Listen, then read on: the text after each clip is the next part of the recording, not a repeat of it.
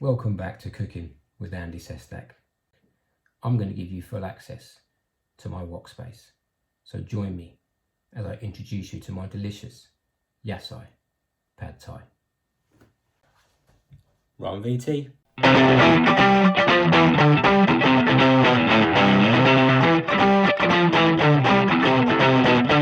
I can get a record player and a generator, generate the music that makes you feel better.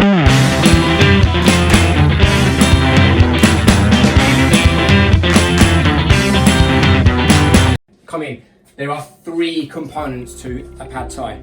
The first component is your noodles, obviously. Lovely rice noodles, see them there? We'll talk about those in a second. The next component, Pad Thai sauce. Third component, over here, is our veg. This is going to be a Yasai Pad Thai. Okay, Yasai meaning vegetables. Okay, there's no meat in this dish. You can use tofu in the dish along with some prawns and some chicken if you want to, but I'm just doing this completely vegetarian, alright? Hence the word Yasai. Come back. Rice noodles.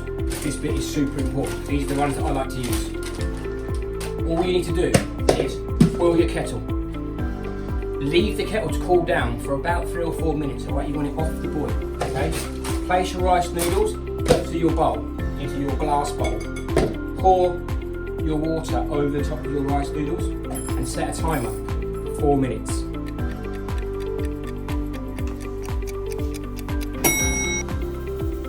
Take your noodles out and you plunge them into ice cold water. If you don't plunge them into ice cold water, you won't arrest the cooking. Sweet, sour, salt and spice. I've got some sugar, okay? About a tablespoon. All right, I've got the juice of 1 lime, all right? That's be sour. To go with the sour, I've got my rice vinegar, okay? The next marriage is the salt part, our friend Mr. Fish Sauce. Then comes the spice part. I use sriracha. I've then got the colour, all right? Now I use paprika. The reason why I use this for colour is because a traditional Pad Thai sauce, okay, is the colour of a Thai sunset.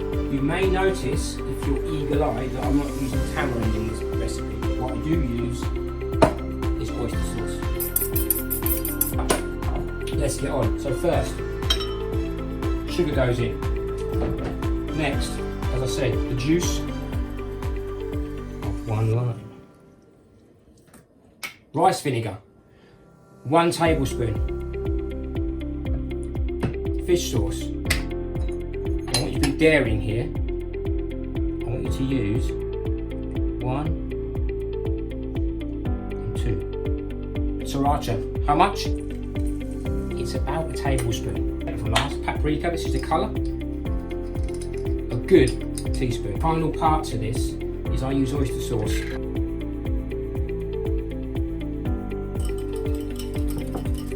Look how red this is. Your Thai sunset. Happy with that? Done. The vegetables. So, the veg going in, we've got some spring onion, we've got some shallots, okay? These are shallots. Don't use onions in this dish. I like the sweetness of the shallots, okay? Thinking about that marriage. We've got some garlic, and I've got some egg, okay? I've got some bean sprouts, and I've got some peanuts, okay? Unsalted peanuts, I've just chopped them up. I'm going to use some inside, and I'm going to use some for garnish as well. And then obviously you've got some tofu here. I'm going to get on and prep that veg.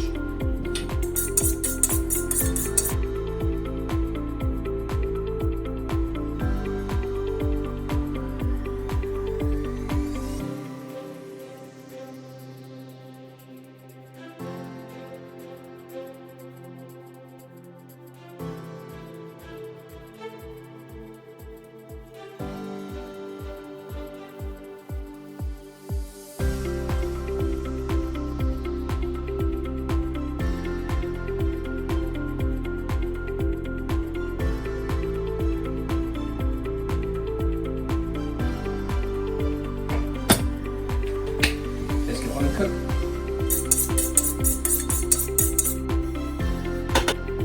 Okay, let's do it. So, we've got our heat, we've got our wok, alright? Use it, if you can, give yourself a fighting chance to get a thick bottom wok for this job, okay? Traditional woks are really thin and you see them, if you have a little peek through the restaurant, you can see them having a good old go on the wok. Okay, they keep it moving, all right? Oil into the pan. Groundnut oil works in this. Veg oil, rapeseed oil is obviously really good. But obviously just stay away from olive oil because it messes up that marriage, you know, that sweet, sour, salt, spice that I talked about. Here is our onions and garlic. This is the bit you see on the montage at the start. Cut that bit out.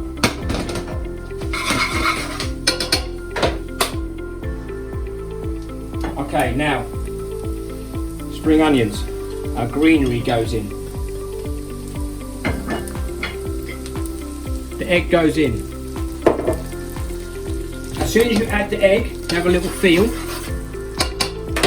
You can add your rice noodles. Now these are straight from the water. This is that secret I was telling those chefs. Okay, the problem is people cook these off 2 days before, all right? And they put them in bags with oil and they just get all stuck together, okay? For the best results of this dish, you need to keep them in the water. Okay, this is where you want some real serious heat. I've got my pan on full melt here. I'm using around 300 mils-ish, okay, of our pad thai sauce. Or 150 ml per portion. When our sauce is in, one thing I always say as well is the reason why I leave my noodles in the water is because I like the steam to come off them as well, and this dish then starts steaming.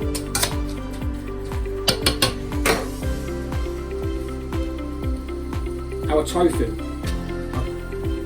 bean sprouts. I place the bean sprouts in the middle, right, and I fold my noodles around and I give it a shake. And finally, I'm going to add a sprinkle of our peanuts. Just fold that around. So choose yourself a wonderful looking plate.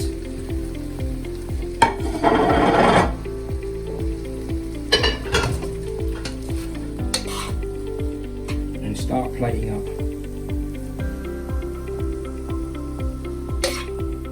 Get those lovely long bouncy noodles on your plate. I always like going for height here, you know. We can put our tofu in and around, so I'm not blocking you too much there. Our tofu in and around. Wonderful. Chuck that over there. Now, for a bit of garnish, I'm going to add a bit of blanched bean sprouts,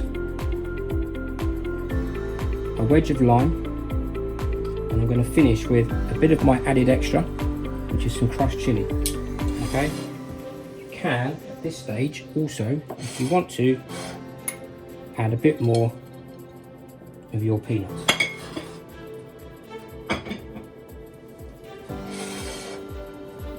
So this is my take on a classic pad thai. In this case, the Yasai pad thai. Only thing we have to do is to have a wee taste.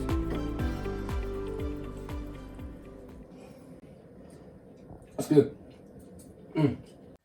Well, there it is, guys. My take on Thailand's national dish, the pad thai. Until next time, take care of yourselves and stay safe.